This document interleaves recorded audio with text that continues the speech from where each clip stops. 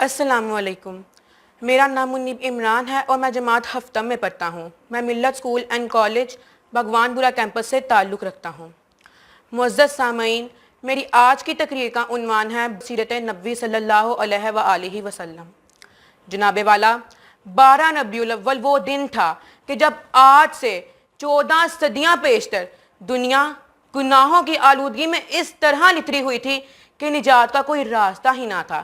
انسانیت دم توڑ رہی تھی، انسان ایک دوسرے کے خون کے پیاسے تھے، اور ذرا سی بات پر جناب صدر ذرا سی بات پر تلواریں نیاموں سے باہر نکل آتی تھیں۔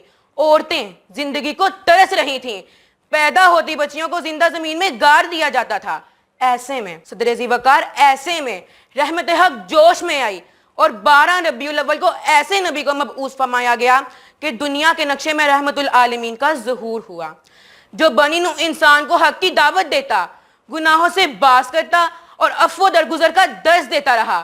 طائف کے بازاروں میں خون سے تر، زخموں سے چور اور ضربوں سے شلاک نبی اپنے دشمنوں کی خیر خواہی کی دعائیں کرتا نظر آتا ہے، اور زبان حال سے اپنے پروردگار سے التجائیں کرتا ہے، خدایا رحم فرما اہل طائف کے مکینوں پر، خدایا رحم فرما اہل طائف کے مکینوں پر، خدایا پھول برسا پتھروں والی زمینوں پر۔ ایک یتیم بچہ جو کمزور، مفلس اور ناتواں تھا، رات کے اندھیروں میں غار ہیرا کی تنہائیوں میں حالات سے سنگینی پر غور و فکر کرتے ہوئے اپنے رب سے بھلائی کے راستے تلاش کرتا ہے۔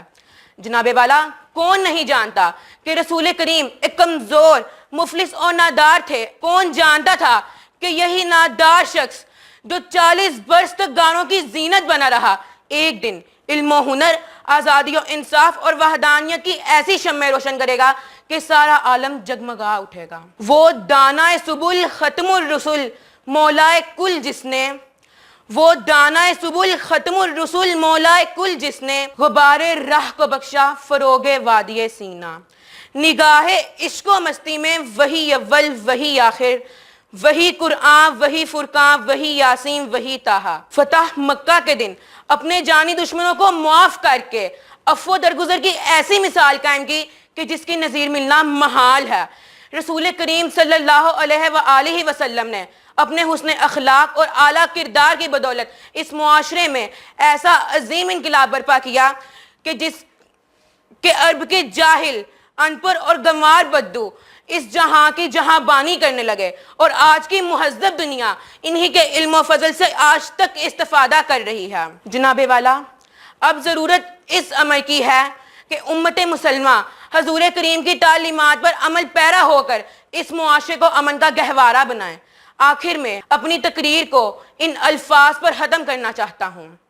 زندگی کیا ہے؟ زندگی کیا ہے؟ محمد پر فدا ہو جانا۔ اور موت کیا ہے؟ اسی جذبے کا فنا ہو جانا۔ آپ کی سماعتوں کا بہت شکریہ۔ اللہ حافظ۔